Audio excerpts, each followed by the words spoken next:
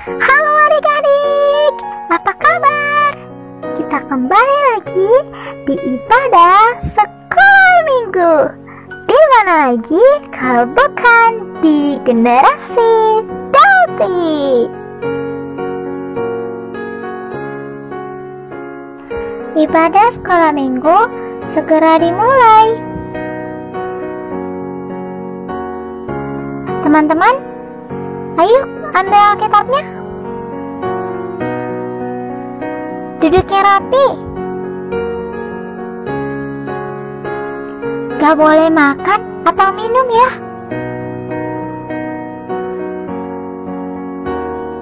Gak boleh ngomong-ngomong. Gak boleh jalan-jalan. Kita harus hormat kepada Tuhan. Selamat mengikuti ibadah.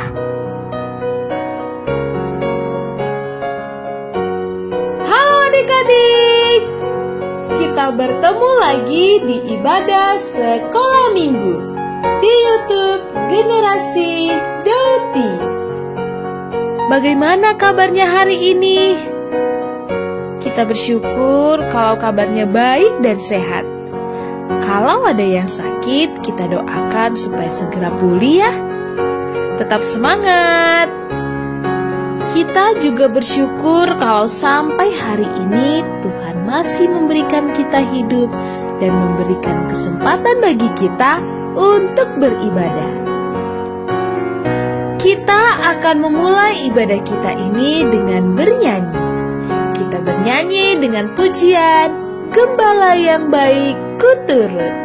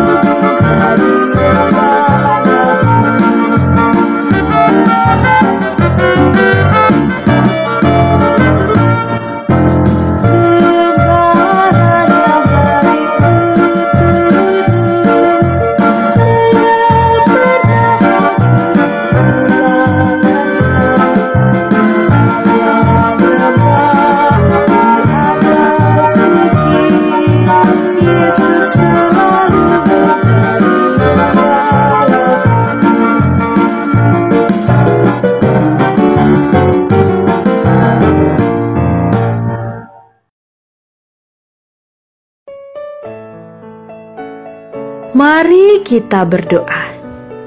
Tuhan Yesus yang baik, kami bersyukur untuk kebaikan-Mu di dalam hidup kami. Saat ini kami mau beribadah kepada Tuhan. Ajarilah kami supaya hormat kepadamu dan dapat mengerti firman-Mu dengan baik. Terima kasih Tuhan Yesus, di dalam nama-Mu kami bersyukur dan berdoa. Amin.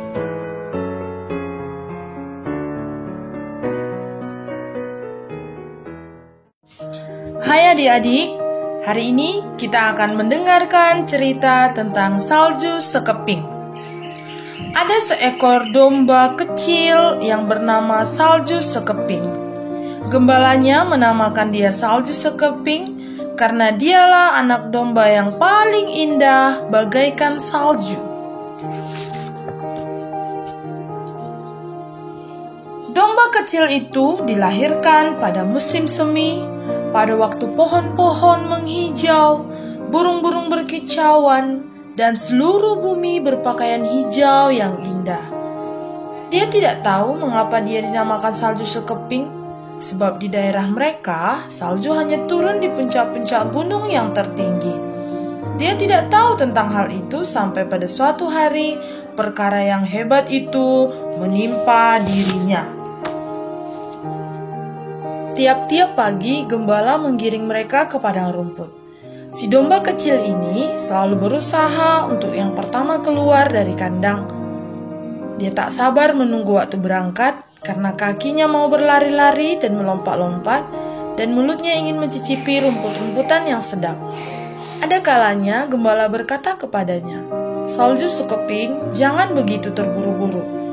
Tetapi si domba kecil ini tahu bahwa gembalanya sayang kepadanya, sebab gembalanya hanya memukulnya pelan-pelan kalau gembala memarahinya. Si domba kecil melompat-lompat, sedangkan domba-domba yang lain perlahan-lahan keluar dari pintu yang sempit satu demi satu. Jalan melewati gunung menuju ke padang rumput tidak selalu mudah diikuti. Seringkali si domba kecil bertanya dalam hati, "Apakah aku tidak boleh mencari jalan yang lebih baik daripada mendaki jalan yang berbatu dan berbelok-belok di mana gembala memimpin kami?" Itulah yang dalam pikiran si domba kecil. Sehingga si domba kecil ingin mencari jalan lain, mencari tempat lain yang jauh dari gembalanya.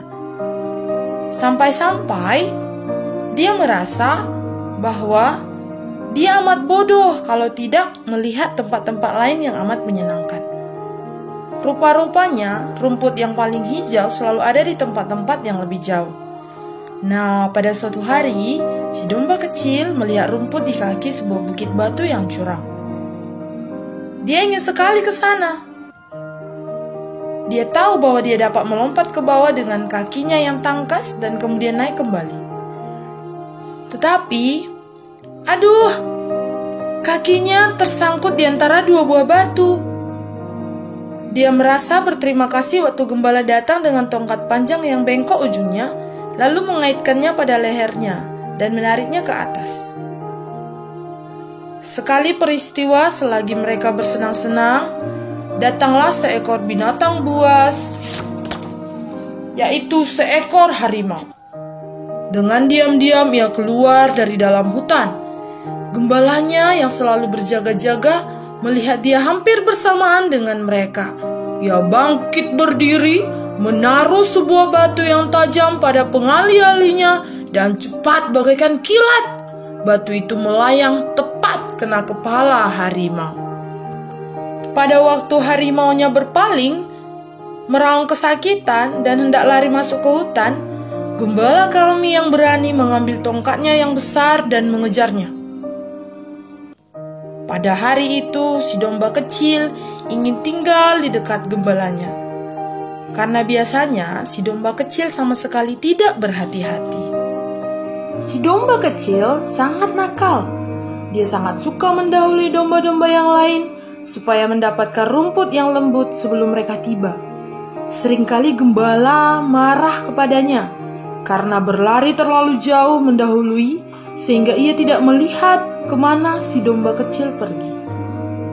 Lalu si gembala memanggil si domba kecil, dan si domba kecil paling tidak suka berbalik bila mendengar suara gembalanya memanggil, "Salju sekeping!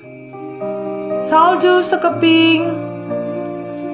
Si domba kecil ini mau menuruti kemauannya.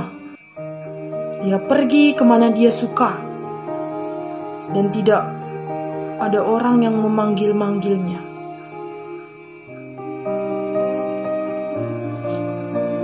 Karena kenakalannya, suatu hari si domba kecil tidak dapat pulang. Dia sudah terlalu jauh dari kumpulannya. Dia sudah jauh dari gembalanya. Cuaca makin dingin. Musim dingin tiba di negerinya. Dia pikir dia sudah dewasa dan sudah menjadi domba besar. Dia pikir dia sudah hebat. Dia bisa melalui segala sesuatunya. Yang dia pikir semua sangat gampang. Ternyata tidak. Cuaca yang terang, matahari yang cerah, tiba-tiba berubah. Dia yang begitu penuh semangat hidup, tiba-tiba berubah. Si gembala yang selalu memantau si domba kecil berkata kepada si domba, "Hati-hati Salju sekeping, rupa-rupanya kamu punya niat yang jelek. Kamu harus tinggal dekat domba-domba lain karena hari ini cuaca buruk." Itulah kata gembala kepada si domba kecil. Lalu si domba kecil berpikir, benar juga. Si domba kecil punya niat jelek. karena dia tidak mau diperlakukan seperti domba kecil lagi. Si domba kecil akan bersenang-senang hari ini sebelum musim dingin benar-benar tiba, seperti yang sudah diceritakan ibunya kepadanya. Di mana-mana, si domba kecil ini selalu punya pikiran bodoh. Dia selalu punya pemikiran yang jelek. Dalam pelukan ibunya, dia berpikir, saya akan menunjukkan kepada domba-domba tua yang bodoh itu bahwa saya bisa hidup bersenang-senang. Si domba kecil selalu merasa hebat. Si domba kecil selalu merasa dia tidak kecil, tapi dia sudah besar, dia bisa mengatur hidupnya. Dia bisa berjalan tanpa gembala dan tanpa kumpulannya. Pada saat itu juga, si domba kecil berpikir akan mencari padang rumput untuk dirinya sendiri. Dia bermain-main terus dan tak selalu makan terus. Sampai ibunya dan gembala menoleh ke arah lain. Lalu pelan-pelan dan diam-diam, si domba kecil berlari ke belakang, ke sebuah batu besar yang tak begitu jauh dari situ. Ketika dia sudah berjalan jauh, dia makin senang karena memang dia melihat, wah, rumput yang indah, yang lebih hijau dan segar daripada rumput di tempat kami berada di bawah si gembala. Dia berpikir akan berpesta sendirian di sana. Tetapi dalam perjalanannya, tiba-tiba ketika dia melihat ke atas, matahari yang terang benderang sudah terbenam. Awan-awan gelap menyebabkan hari kelihatan seperti sudah sore. Angin segera musim dingin pasti akan datang. Lalu melihat itu, dia berpikir dia harus kembali ke tempat di mana kumpulannya dan gembalanya berada. Ketika dia berjalan pulang, dia tidak tahu lagi melalui jalan mana dia boleh kembali kepada domba-domba dan gembalanya. Tanpa dia sadari, ternyata dia sudah sangat jauh dari domba-domba yang lain dan gembala. Kesenangan si domba kecil segera lenyap. Karena semua yang terjadi tidak seperti yang dia bayangkan. Si domba kecil mulai ketakutan dan dia mulai mengembik. Mbek, mbek. Dan dengan suara penuh ketakutan dan kebimbangan, dan berharap bahwa gembalanya akan mendengarnya. Dengan penuh ketakutan dia mencoba pulang. Dia melompat dan tiba-tiba tergelincir di batu-batu. Mawar hutan yang berduri tajam mengait bulunya yang putih serta mencabutnya. Cabang-cabangnya melukai muka si domba kecil ketika dia berjalan lalu, seolah-olah hendak menahan si domba kecil itu semalam-malam di situ. Karena ketakutan, dia berjalan semakin cepat. Tiba-tiba dia tergelincir di pinggir sebuah batu besar dan jatuh di tengah-tengah belukar yang berduri. Si domba kecil berusaha melepaskan dirinya, tapi ternyata tidak bisa. Dia sudah terperangkap. Angin ribut, langit gelap gulita, salju telah turun. Sehingga dalam seketika, dia menggigil kedinginan. Si domba kecil sangat sedih. Dia tak dapat menolong dirinya sendiri. Bahkan dia berpikir tak akan ada lagi yang bisa menolongnya. Dia merasa dirinya tidak berharga lagi.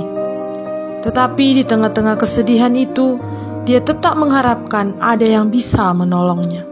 Dengan kondisi yang begitu lemah, ia tetap berjuang untuk mengembik. Mbek, mbek. Tak lama kemudian, ia mendengar suara yang memanggil namanya. Salju sekeping, salju sekeping. Ia tak menyangka ada suara yang memanggil namanya. Saat itu ia sangat senang. Lalu ia mengembik semakin kuat. Mbek, mbek. Suara yang memanggil namanya semakin dekat. Salju sekeping, salju sekeping. Akhirnya si gembala menemukan si domba kecil yang telah menderita. Dengan sangat lembut, si gembala datang menolong si domba kecil yang nakal itu. Si gembala menolong si domba kecil dengan duri-duri yang tajam menusuk dan mengoyakkan kulit tangan dan mukanya. Kemudian si gembala membawa si domba kecil pulang dengan sambil memeluk untuk menghangatkan tubuh si domba kecil yang sudah kedinginan. Tibalah mereka di rumah dengan selamat. Si domba kecil sangat bersukacita dan si gembala pun sangat bersukacita. Sejak peristiwa itu, si domba kecil tidak lagi menjadi domba yang nakal, tetapi menjadi domba yang taat kepada gembalanya. Adik-adik, domba kecil yang nakal itu bagaikan manusia yang berdosa, dan gembala yang baik adalah Tuhan Yesus. Manusia berdosa telah jauh dari Allah, nakal, tidak taat, hidup sesuka-sukanya. Tetapi Tuhan Yesus yang adalah gembala yang baik, dengan sabar menanti manusia berdosa berbalik kepadanya. Tuhan Yesus telah datang untuk manusia yang berdosa, supaya manusia yang berdosa boleh diselamatkan. Adik-adik, sukacita yang sesungguhnya adalah karena percaya kepada Tuhan Yesus. Ketika kita jauh dari Tuhan, kita bagaikan seekor domba yang sesat yang malang. Tuhan Yesus yang adalah gembala yang baik, saat ini sedang menantikan adik-adik untuk percaya kepadanya. Maukah kalian datang kepada Tuhan Yesus supaya menjadi miliknya? Adik-adik perlu mengenal Tuhan Yesus yang adalah gembala yang baik, mendengarkan firman-Nya, dan percaya kepadanya. Adik-adik, ayat hafalan kita adalah Yohanes 10 ayat 11. Akulah gembala yang baik. Gembala yang baik memberikan nyawanya bagi domba-dombanya. Yohanes 10 ayat 11. Mari kita berdoa. Tuhan Yesus yang baik, kami sungguh bersyukur untuk kasih setia-Mu yang menopang kami sampai saat ini. Kami sungguh bersyukur untuk firman Tuhan yang sudah kami dengar. Ajarlah kami supaya kami dapat percaya kepada-Mu. Di dalam nama Tuhan Yesus, kami bersyukur dan berdoa. Amin.